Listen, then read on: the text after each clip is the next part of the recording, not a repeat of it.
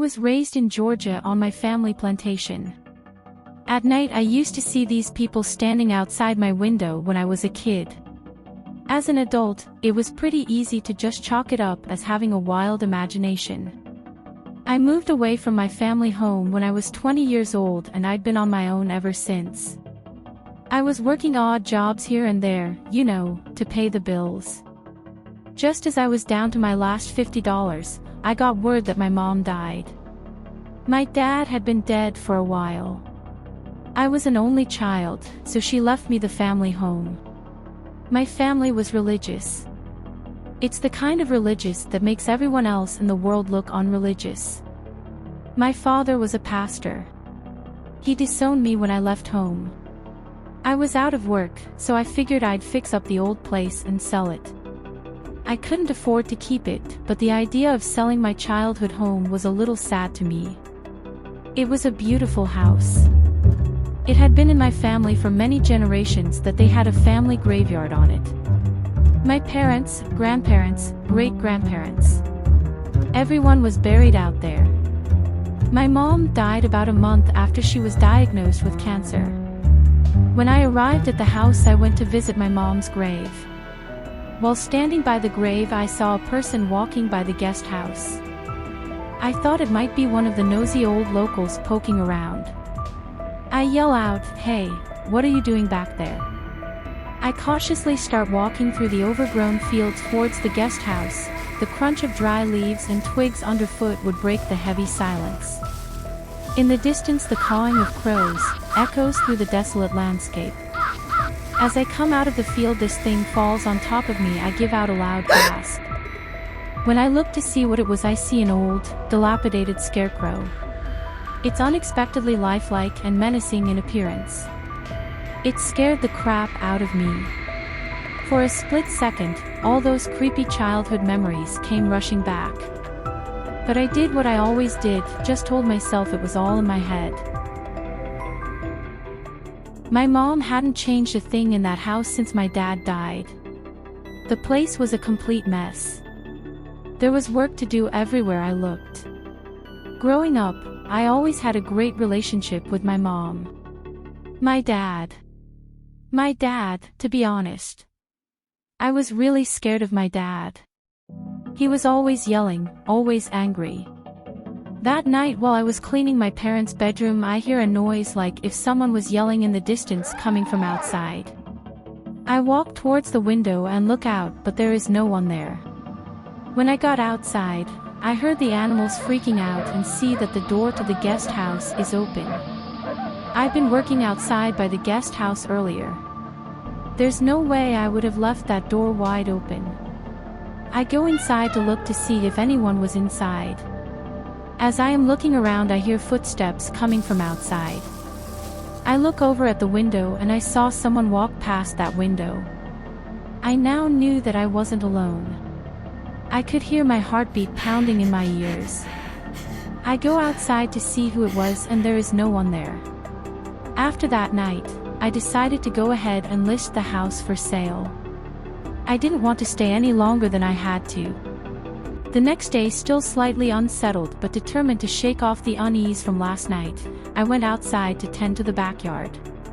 The day was normal, with birds chirping and a gentle breeze rustling through the leaves. When I hear a sudden, peculiar rustling sound slice through the calm, instantly setting my nerves on edge. I hesitantly turn to look when I see a sight that sent a chill down my spine. The scarecrow, that haunting figure from the day before, was now perched unnervingly close, sitting by a tree as if it had a will of its own. I was certain, beyond any doubt, that I had left that eerie thing behind the guest house earlier, well out of sight and mind. I started thinking someone really didn't want me back on that property. And they were screwing with me. I turn to walk back to the house and I hear the rustling sound again. I turn abruptly and see nothing but the scarecrow sitting there.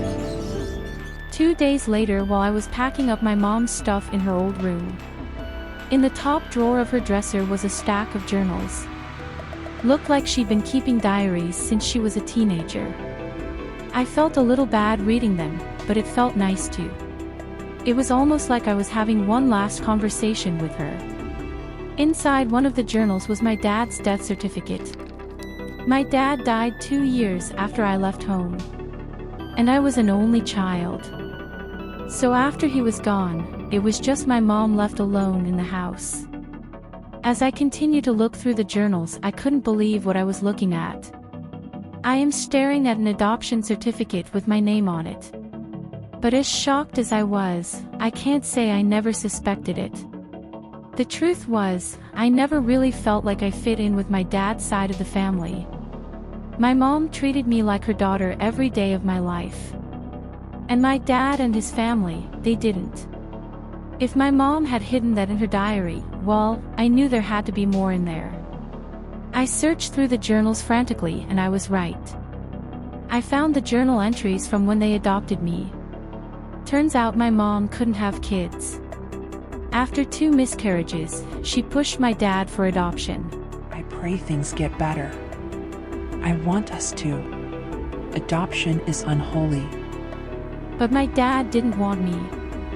It was obvious from her journal entries that his religion meant more to him than I did. Last night he came to me. It was my husband's ancestors. They were standing by the grave. I was so afraid to outside. The only person I told about those things I saw in the graveyard was my mom. She had seen them, too. As I am reading, I hear noise again coming from outside by the graveyard. I look out the window and see a shadow of someone walking. I grab my gun and run outside, and there in the night I see a man wearing overalls and a hat walking towards me. I yell, "Hey!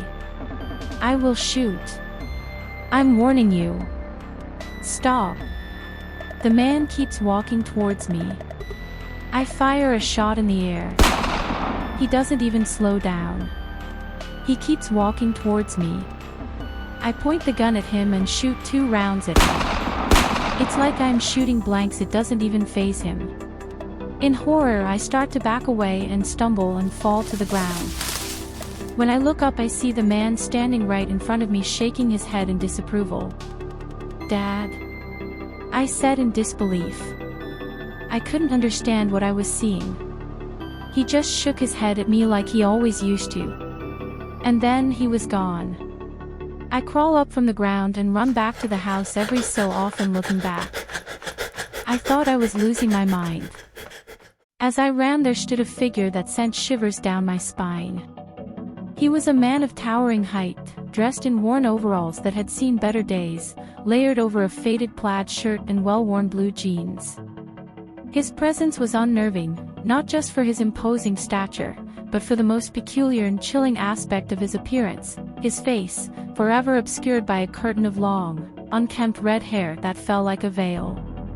He said in a gurgling voice, "Hey, Ashley. Get out of here. Never come back."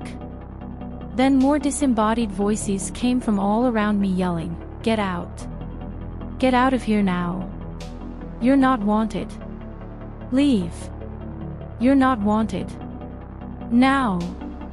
I was never a religious person, but I found myself praying, and I was asking God, "Please, wake me up or give me my sanity back." Intense music, this was what I had seen as a kid. It was all coming back. This property had been in my family for 100 years. They were the ancestors. This was their land. I never felt like I belonged in there with them. I wasn't one of them. Me, my mom, we weren't like them. And they probably didn't want either of us there. I know it sounds crazy, but I know what I saw. And I'll never go back there again.